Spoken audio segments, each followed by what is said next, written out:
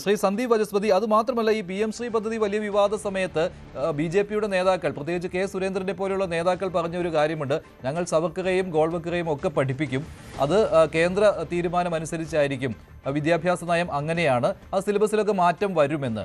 അത് ഈ ഒരു വിഷയത്തിന് മൂർച്ച കൂട്ടുകയും ചെയ്തിരുന്നു. ഇപ്പോൾ OK ജയകൃഷ്ണൻ, അദ്ദേഹം ഈ AKSTUവിൻ്റെ സംസ്ഥാന പ്രസിഡന്റ് കൂടിയാണ്, CPIയുടെ അധ്യാപക സംഘടനയാണ്. ഇവർ ശക്തമായിട്ട് ഈ ദേശീയ വിദ്യാഭ്യാസ നയത്തിനെതിരെ നിലപാടെടുക്കുന്നവരും PM ശ്രീ പദ്ധതിയെ എതിർക്കുന്നവരുമാണ്. അതേപോലെ തന്നെ SSK ഫണ്ട് തടഞ്ഞു വെക്കുന്നതിനും എതിർപ്പ് കാണിക്കുന്ന ആളുകളാണ്. അദ്ദേഹത്തിന്റെ ആ പ്രതികരണമുണ്ടല്ലോ, അതിനുള്ള മറുപടി. ഇവരുടെ എന്ത് ശക്തം, ഏത് ശക്തം?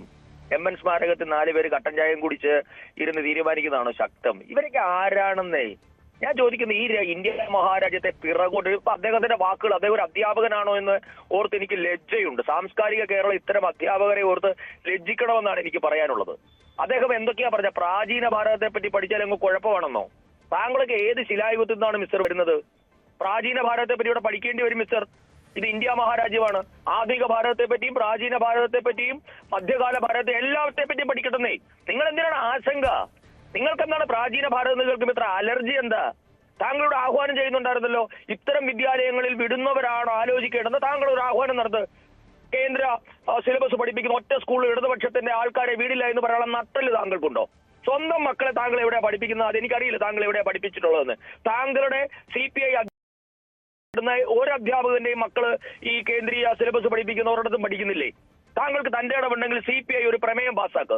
ഇടതുപക്ഷത്തിന്റെ ആൾക്കാർ കേന്ദ്ര സിലബസ് പഠിപ്പിക്കുന്ന ഒരു സ്കൂളിലും തങ്ങളുടെ മക്കളെ വിടുക. തന്റെ ഇടമുണ്ടോ? നിങ്ങൾ പണ്ട് ഗണപതി ഹോമം വേണ്ടാന്ന് പ്ലീനം ചേർന്ന് CPM പ്രമേയം പാസ്സാക്കിയതുപോലെ, അല്ലെങ്കിൽ പ്ലീനത്തിലെ ആവശ്യം ഉയർന്നത് പോലെ CPIയുടെ അടിയന്തര സംസ്ഥാന കൗൺസിൽ ചേർന്ന് ഒരു പ്രമേയം പാസ്സാക്കാൻ പറ്റുമോ? കേന്ദ്ര സിലബസ് പഠിപ്പിച്ച് ഒരു സ്കൂളുകളിലേക്കും ഇടതുപക്ഷ മനസ്സുള്ളവരെ വിടരുത്. തന്റെ ഇടമുണ്ട്. താങ്കളെ ഞാൻ വെല്ലുവിളിക്കുക. താങ്കൾ ഒരു അധ്യാപകനാണല്ലോ, ഈ ചാനലിൽ വന്ന് ഇത്രയും പറഞ്ഞല്ലോ. താങ്കളെ ഞാൻ വെല്ലുവിളിക്കുന്നു. നട്ടല്ലുണ്ടെങ്കിൽ ഏറ്റെടുക്കും, നട്ടല്ലുണ്ടെങ്കിൽ.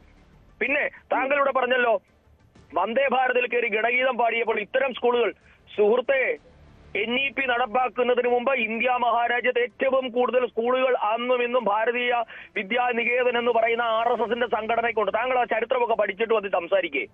അത് NEPയുമായി ഇതിനൊരു ബന്ധമില്ല.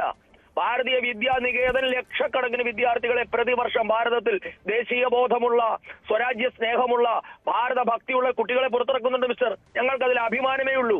അതിനൊരു NEP വേണമെന്നില്ല. അപ്പൊ NEPയുടെ ഭാഗമായിട്ടൊന്നുമല്ല വിദ്യാനികേതൻ സ്കൂളുകളുടെ ഉണ്ടായത്. താങ്കൾ തെറ്റിദ്ധരിപ്പിക്കരുത്. അപ്പൊ അതുകൊണ്ട് NEPയുമായിട്ടൊന്നും ബന്ധമില്ല. ഭാരതത്തോട് സ്നേഹമുള്ള കുട്ടികൾ ഇവിടെ വളർന്നു വരും. നിങ്ങൾക്കതിൽ ആശങ്കയുണ്ട്. കാരണം ഭാരത സ്നേഹമുള്ള കുട്ടികൾ ഉണ്ടായാൽ നിങ്ങളുടെ പാർട്ടി കേരളത്തിൽ നിന്നും അപ്രത്യക്ഷമാകും.